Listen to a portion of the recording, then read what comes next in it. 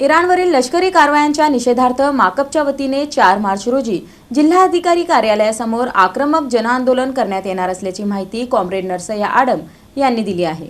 इराणवर सुरू असलेल्या लष्करी कारवायांच्या निषेधार्थ भारताचा कम्युनिस्ट पक्ष मार्क्सवादी माकपतर्फे दिनांक 4 मार्च रोजी सकाळी 11 वाजता जिल्हाधिकारी कार्यालय सोलापूर येथे आक्रमक जनआंदोलन व निदर्शने आयोजित करण्यात आली आहेत, अशी माहिती पक्षाचे ज्येष्ठ नेते व माजी आमदार कॉम्रेड नरसय्या आडम यांनी दिली। लढत मरेन परंतु शरणागती पत्करणार नाही, त्या पद्धतीने लढत त्यांनी शहीद झालेला आहे।